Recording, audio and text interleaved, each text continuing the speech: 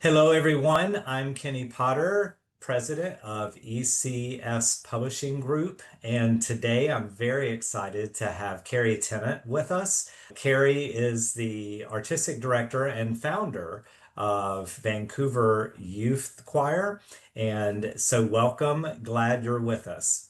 Thanks for having me.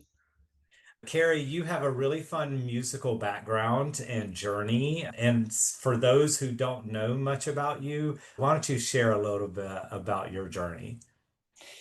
Okay, yeah, sure. I was a clarinet major in university, but just secretly loved choral music the most, because who doesn't?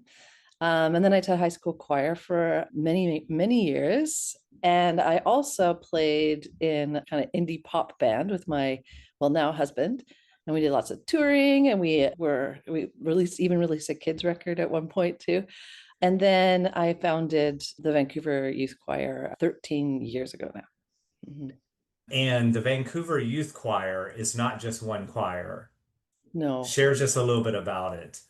Well, we started with one choir and 30 singers, and now we have 730 singers. And there's actually 16 ensembles of different, ages and abilities. So That's awesome. In how many years? 13. Yeah. 13 years. It's gone from 30 to 730. Yeah. Wow, that's fantastic. Well, we're also excited that there is the Carrie Tennant Choral Series, which has already launched, and there are five titles that are available on our website, ecspublishing.com. Can you tell us just a little bit about the vision of the series and about the pieces? Yeah. Well, I don't know if I can tell you about the vision of the series because it's very, very typical to me in that I love so much different music. And this series really reflects the eclectic nature of me and the kind of programming that I do. So, what I can say is that every piece in my series now and moving forward is a piece I've already programmed with my singers, and I've already test driven it. And I know that singers and audiences love it. And so that's specifically why I've chosen it, essentially. Now you're based in Vancouver. Just tell us a little bit more as you're selecting repertoire. Is it Canadian centric or do you go international?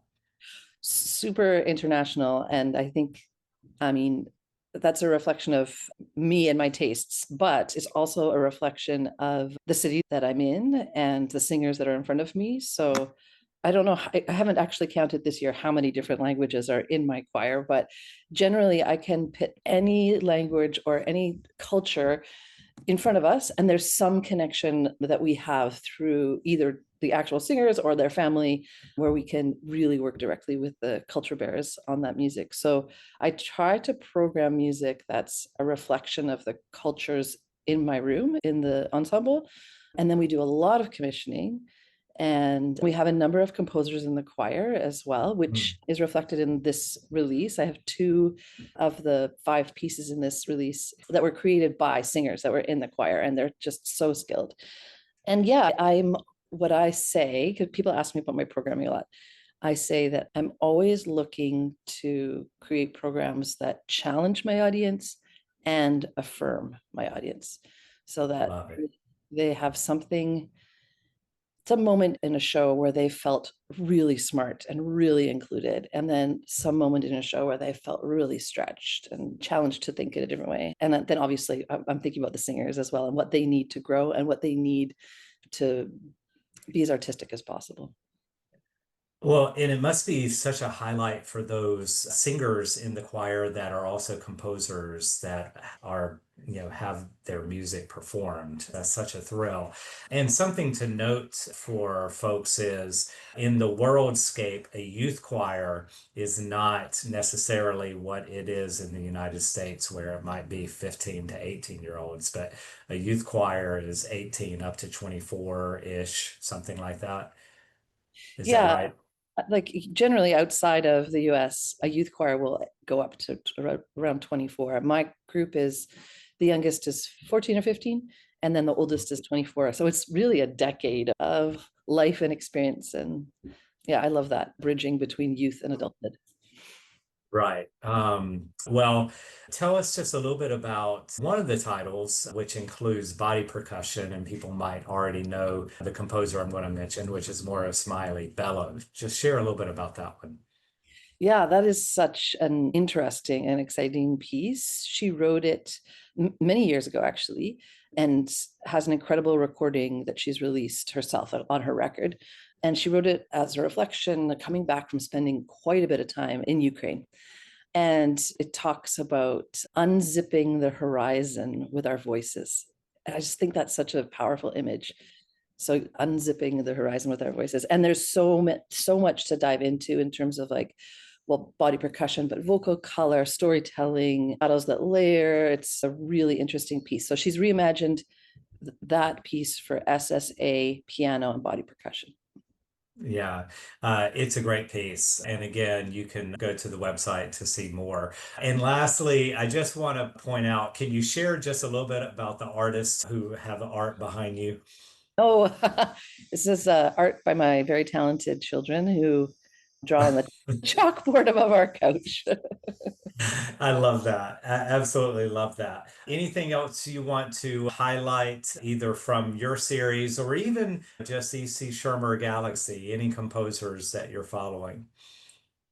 Yeah, I want to highlight two other pieces in this release. One is called I Sit Before Flowers, and it was written by one of the tenors in our choir, who's a quite a well-known composer in Canada, actually, already as a young composer, Emile Diedsvink. And I just wanted to share the text, which is so powerful. And it's by iconic Canadian poet. I sit before flowers, hoping they will train me in the art of opening up. And then I stand before mountaintops, believing that avalanches will teach me to let go. I know nothing, but I am here to learn. And it's such a powerful text, and it is the piece that has resonated the most with my singers in the past few years, and they just absolutely love singing it. And the other one is by a brand new composer, Kelk Jeffrey, We Must Be the Sun. And I just think it's extraordinary melodic writing with beautiful imagery about what it feels to be loved and how important it is to feel loved. And it's called We Must Be the Sun. And of Oh, course, I mean, EC Shermer has like this beautiful history of like Randall Thompson, Gwyneth Walker, and then there's fantastic new composers too. Like I'm really happy to be part of this publishing company because of that legacy and that forward thinking. You've Katerina Gibbon in mhm. your catalog, right? And Don McDonald, who are both really fantastic Canadian composers too. So yeah, I'm thrilled to be here. Well, and we're thrilled to have you, and more is going to be coming out in the spring. So, Carrie Tennant, thank you so much for spending some time with us. And thank you, viewers, and you can check out more on our website. Thanks a lot, Carrie. Okay.